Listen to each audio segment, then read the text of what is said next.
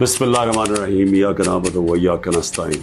मेरे पाकिस्तानियों, मुज़ाकरात के हवाले से गैर संजीदगी का अंदाज़ा इस बात से लगाया जा सकता है कि मुज़ाकराती कमेटी से मेरी मीटिंग तक नहीं करवाई गई। ऐसा लगता है जैसे मुज़ाकरात का मकसद सिर्फ़ और सिर्फ वक्त का ज़िया है ताकि 26 नवंबर के इस्लामाबाद कत्ल आम पर अवामी रिएक्शन को कम किया जा सके। 26 नवंबर को पुरामन शहरियों का कत्ल आम किया गया, उनको सीधी गोलियां मारकर डी चौक में खून से नहलाया गया। हमारे कई अफराद अब तक लापता हैं। किसी भी महज़ब माशरे में ऐसा वाक़या होने के बाद गोलियां चलाने वाले अपने अंजाम को पहुंच चुके होते, लेकिन ये हुकूमत अभी तक एक जुडिशल कमीशन की तश्कील नहीं कर पाई। जुडिशल कमीशन की हैसियत थर्ड एम्पायर की होती है और सिर्फ एक गैर जानिबदार कमीशन ही 26 नवंबर और 9 मई के शोहदा को इंसाफ दिलवा सकता है। अगर इस कत्ले आम को दबा दिया गया तो पाकिस्तान में किसी का जान और माल महफूज नहीं होगा। मेरा वाज़ेह पैगाम है कि अगर मुज़ाकराती अमल को लेकर हुकूमत यूं ही गैर संजीदा रही तो मुज़ाकरात को अगली मीटिंग के बाद रोक दिया जाए। 9 मई का फॉल्स फ्लैग ऑपरेशन भी इस्टेब्लिशमेंट की जानिब से ही किया गया था। इस रोज़ चौकियों से फौज और पुलिस हटाकर खुद ही आग लगाई गई और CCTV फुटेज भी चोरा ली।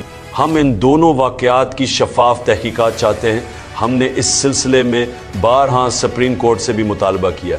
3 साल से इस मुल्क में आईन, कानून और इंसानी हुकूक की पामाली जारी है। लोगों के घरों का तकद्दुस पामाल करके उनको अग़वा किया जा रहा है, तशद्दुद और जबर किया जा रहा है, उनके घर और कारोबार तबाह किए गए। हमारे हर टिकट होल्डर के लिए उनके हलकों में ज़िंदगी तंग कर दी गई। मेरा अपना घर 2 मरतबा तोड़ा गया। हमने इस सिलसिले में लाहौर हाई कोर्ट से रुजू किया। ये केस जस्टिस बाकर नजफी की सरबराही में 5 जजेस ने सुना, मगर 1.5 साल से इसका फैसला महफूज है और सुनाया नहीं गया। फिर हमने इस्लामाबाद हाई कोर्ट में जस्टिस आमिर फारूक और सुप्रीम कोर्ट में काजी से भी रुजू किया, लेकिन उन दोनों ने ही इस्टेब्लिशमेंट के ओपनिंग बैट्समैन का किरदार अदा किया। हमारे जो बेकसूर लोग मिलिट्री तहवील में रहे उन पर शदीद तरीन ज़हनी और जिस्मानी तशद्दुद किया गया। समी वज़ीर की हालत इस तशद्दुद का मुँह बोलता सबूत है। इससे पहले जो कुछ तहरीक इंसाफ के रहनुमाओं शहबाज गिल, आज़म सवाती समेत दीगर के साथ किया गया, वो भी किसी से ढका छुपा नहीं। ज़ल्ले शाह को बेदर्दी से कत्ल किया गया, इंतज़ार पंछूता से जानवरों की तरह सलूक किया गया।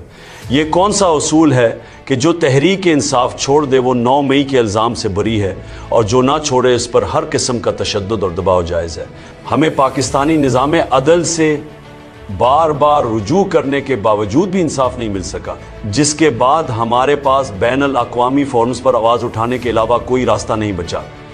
पाकिस्तान की हुकूमत इंसानी हुकूक को लेकर बैनुल अक़वामी कवानीन और मुआहिदों की पाबंद है। मैंने वकला को हिदायत की है इन मामलात को आलमी फोरम्स पर उठाया जाए और पाकिस्तान में जारी इंसानी हुकूक की खिलाफ वर्जियों पर अपनी आवाज़ दुनिया तक पहुँचाई जाए। मेरा ओवरसीज़ पाकिस्तानियों को भी यही पैगाम है कि पाकिस्तान में जमहूरियत और इंसानी हुकूक का खात्मा करके जंगल का कानून नाफिज कर दिया गया है।